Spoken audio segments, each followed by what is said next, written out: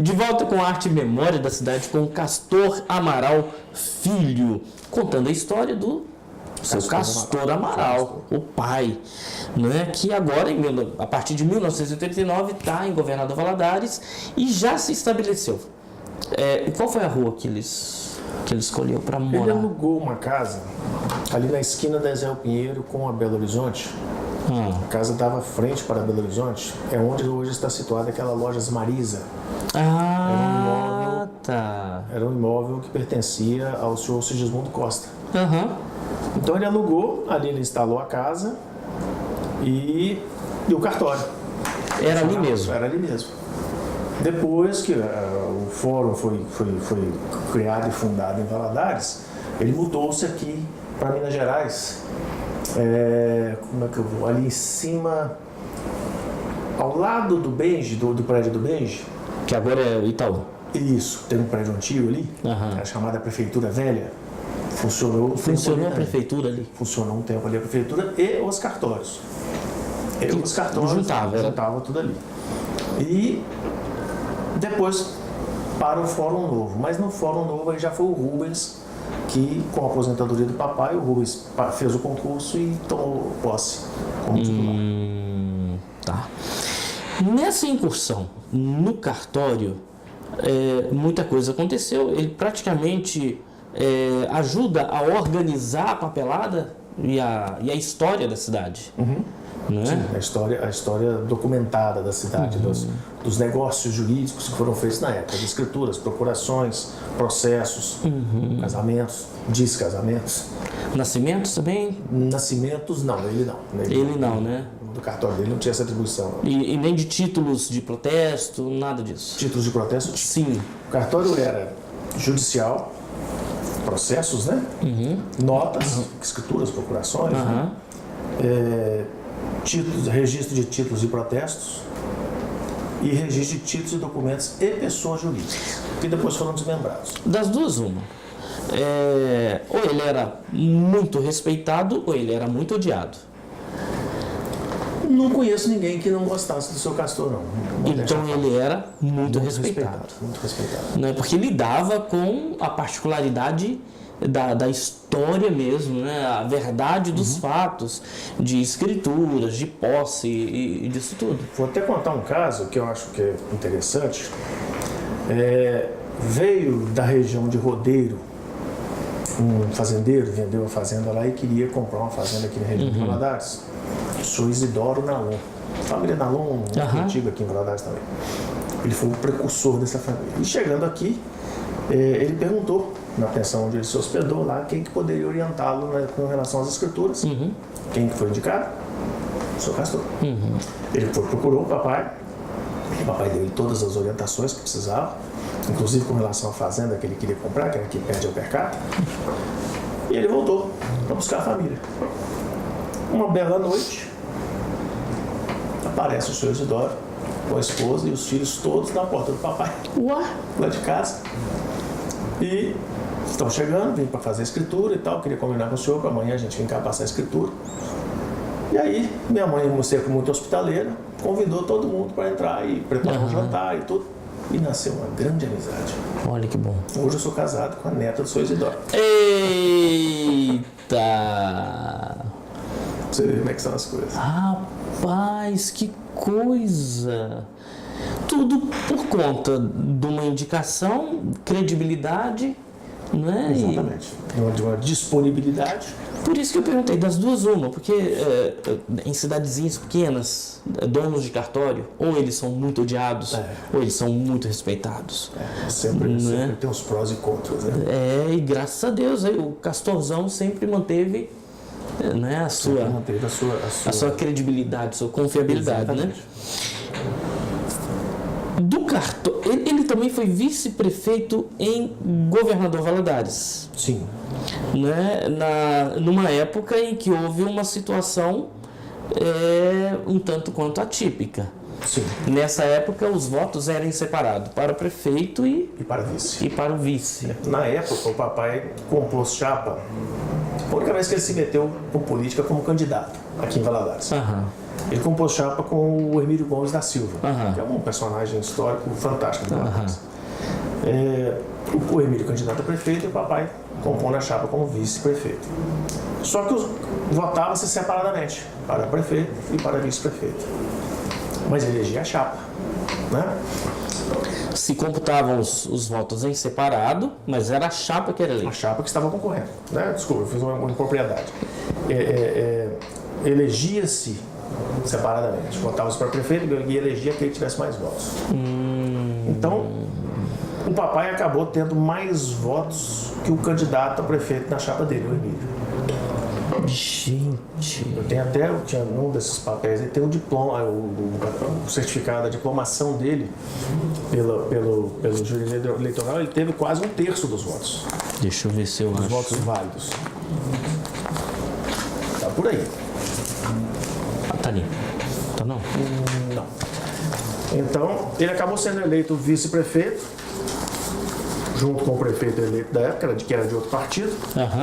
E o Hermílio não, que era o companheiro de chapa dele, não foi eleito. O Hermílio não foi eleito nessa Não foi eleito.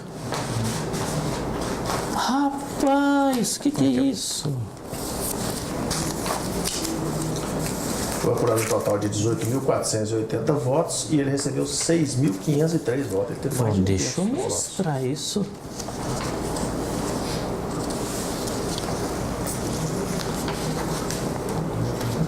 Então, o vice teve mais votos do que o candidato a prefeito na chapa dele. Prefeito na chapa. Isso não gerou nenhum tipo de desconforto? Não. Foram amigas a vida inteira, ele e o Hermílio. Eu entrevistei a dona Lilis, né, que era uma doçura de pessoa. O Hermílio depois veio a ser eleito, acho que em 66, parece 68.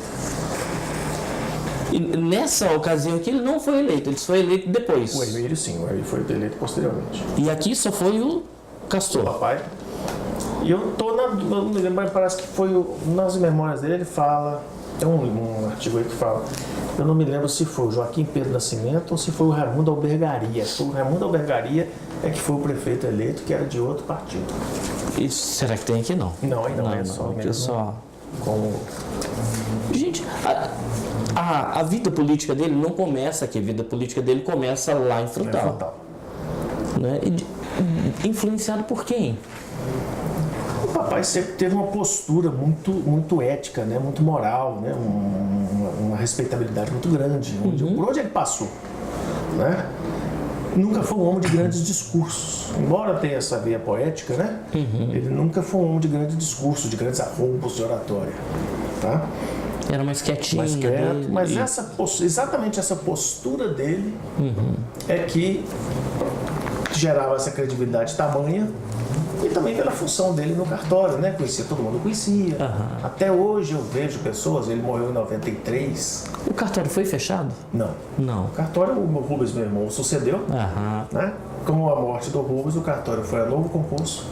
E aí assumiu um outro titular. Hoje é a doutora Juliana. Então a família não está à frente do cartório? Não, tem funcionários trabalhando lá até hoje, porque isso também está no nosso sangue, né? Está na vida de todos nós. Que joia. Algum filho pegou essa veia política? O Ronald. O Ronald foi vice-prefeito quando o Hermílio foi eleito, né? Depois candidatou-se a prefeito. O Ronald foi vereador 2 mandatos, renunciou no segundo, né? Por uma questão, uma desavença política. E foi só. Além dele, eu que me envolvi com a política institucional de OAB, né? Da Ordem dos Advogados aqui da subseção. Eu cheguei a ser presidente aqui da subseção. Olha que legal. O Ronald Amaral, nós o entrevistamos um pouco antes dele falecer e era uma figura assim super carismática, né? Super amável, falava muito bem, se expressava muito bem e tinha uma preocupação com a cidade muito grande. Muito grande. Eu não sei, talvez me falhe a memória, você pode me ajudar. Ele atuou como prefeito durante uns 10 dias. Pouco mais, quase um mês. Quase um mês. O Hermílio fez uma viagem internacional, Isso. doutor Hermílio, né? E o Ronald ficou. E a grande obra que ele deixou para Valadares foi uma obra que ele pediu para o então chefe do CEMOV, que era o Felipe Neri, que é vivo ainda. uma questão, um problema que acontecia ali na Pracinha Serra Lima, que sempre dava enchente. Que a água sempre voltava por ali. Um barreiro danado. O Rony falou, ó, eu quero que você resolva isso para mim. E foi resolvido, nunca mais tem problema. Mas é uma obra que está debaixo da terra. Foi justamente o que ele falou. E ele falou assim, com um misto de satisfação de dever cumprido, né, mas de uma tristeza das pessoas não reconhecer esse tipo de trabalho. Né? Mas o que mais ficou marcado na entrevista foi justamente isso, sabe? Não importa tanto se vão aplaudir ou não, tá debaixo da terra, ninguém vê. O importante é que fez e deu certo. Exatamente. Eu acho, Evandro, você está fazendo um trabalho muito importante. Valadares é uma cidade que não tem memória. Não?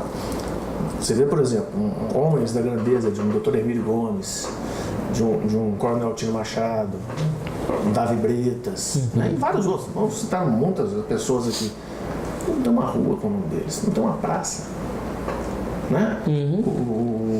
O seu Daniel Cabral, né? Tem uma praça com o nome dele, mas quem colocou foi a família que lançou o loteamento. Mais do que justo. Mas a cidade... Mais do que óbvio, né? Mais do que óbvio, lógico.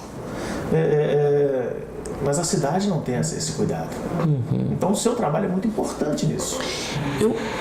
Eu geralmente, quando eu recebo essa palavra, primeiro eu dou crédito a quem deve receber, que é o Toninho Coelho, né? E o pessoal da TV que originou, que fomentou esse tipo de trabalho.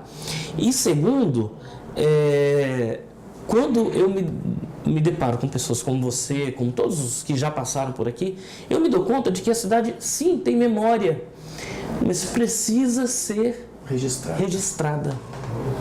Eu estou vendo aqui, inclusive, que tem aqui um certificado do Museu da Cidade. Um museu muito pouco explorado. O papai participou.